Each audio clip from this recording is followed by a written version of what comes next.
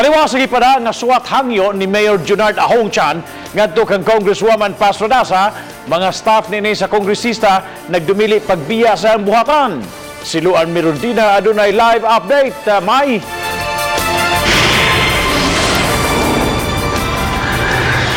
Bob, napupos na ang 24 oras nga tagal nga gihatag ni Mayor Junard Ahong Chan aron mabakantihan sa mga gamit ang buhatan ni Kongresista Paz Radasa nga nahimutang sa ikaduhang andana sa Lapu-Lapu City Hall. Apan hangtod ning mga orasa gikatahong nagdumili ang mga staff sa kongresista sa pagbakante sa naasoing buhatan.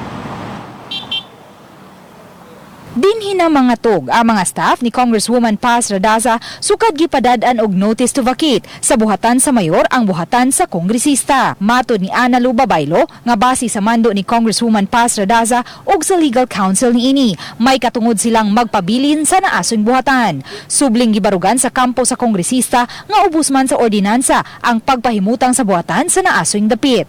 Per instruction lang yun sa among COS, kung ano yun siya, stay lang yun mi diri, base mi sa city ordinance yun. So, og mugamit yun si Mayor Ahong diri, pwede rin yun siya pagamiton, and then ari rin yun mi stay rin yun mi diri. Mato ni Attorney James Saison, OIC City Attorney, nga dili makalabaw sa national law ang usa ka ordinansa. Specific siya, diha nga opisina, then that in effect, that already curtails the power of the mayor to allocate offices. Provided in national law. As provided by, again, the local government code. Dugang sa OIC City Attorney, may budget man ang buhatan sa kongresista alang sa mga bills o rental sa opisina.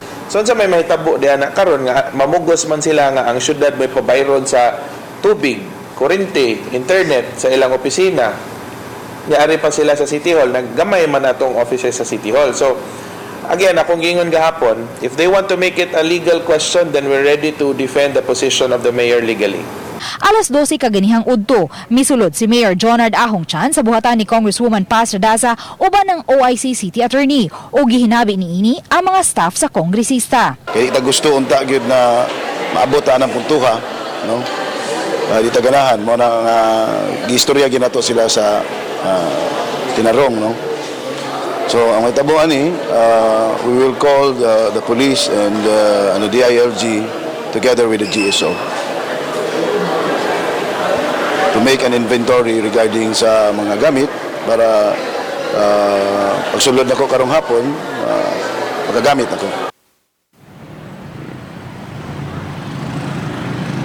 Batong nasayran alas 3 karong hapon, misulod na sa buhatan sa kongresista ang mga kawani sa General Services Office, kauban sa mga kawani sa DILG o kapulisan aron sa pagpahigayon og inventory sa mga kagamitan dito sa buhatan sa kongresista. Tungod kay naglaraw ang mayor nga ugmang adlaw, mugamit na gayud siya sa maong buhatan. Ang atong nasayran, ang mga gamit lang ni kanhi kongresista Eileen Radasa ang nahipos na, samtang ang kasamtangang kongresista iha mga gamit nagpabilin pa dito sa maong buhatan. Ug so far, Bob, mo ka ang latest nga atong nahipos gikan dinhi sa gawas. Bob? thank you so much, May, sa imong live report.